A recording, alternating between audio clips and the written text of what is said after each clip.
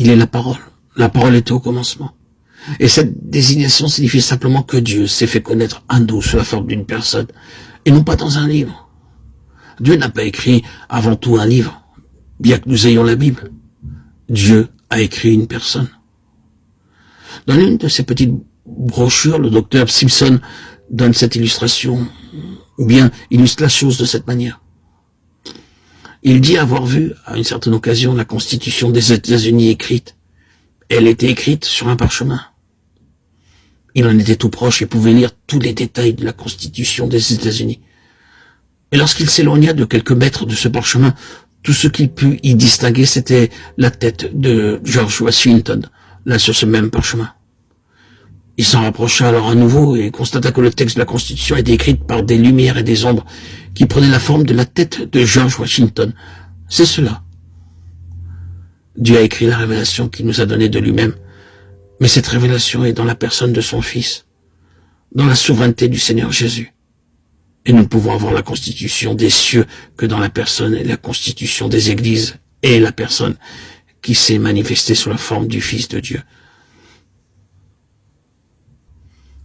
Vous et moi, frères et sœurs en Christ, n'aurons pas des choses, que ce soit doctrine ou enseignement ou autre chose, qui puisse nous aider. Nous aurons le Fils, et en lui, il y a la lumière et la vie. Ce n'est là qu'une assertion, une affirmation des choses. J'ai la confiance que nous saisirons du fait établi, que nous irons au Seigneur à cet égard. Ne demandons pas la lumière comme une chose, demandons une connaissance plus pleine du Seigneur Jésus.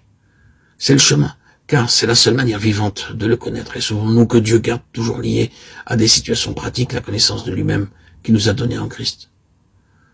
Cela est vrai des deux côtés. Il nous faut être dans une situation. Le Saint-Esprit, si nous sommes entre ses mains, nous fera entrer dans une situation qui rendra nécessaire une nouvelle connaissance du Seigneur. C'est un côté. D'autre part, lorsque nous nous trouvons dans une situation très dure et très difficile, nous sommes dans la position nécessaire pour demander une révélation du Seigneur. Le Seigneur nous garde dans des situations qui sont dures, véritablement dures. Le Seigneur ne veut pas que nous restions dans des lignes théoriques en ce qui concerne la vérité, ni dans des lignes techniques. Évitons la technique comme une chose en soi et reconnaissons bien que le Nouveau Testament contienne une technique. Nous ne pouvons pas simplement en extraire la technique sans l'appliquer.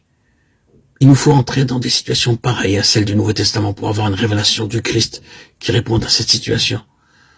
C'est pourquoi la voix du Saint-Esprit à notre égard consistera à nous conduire dans des conditions et des situations et des besoins vivants et actuels dans lesquels seule une connaissance nouvelle du Seigneur Jésus pourra être notre délivrance, notre salut, notre vie.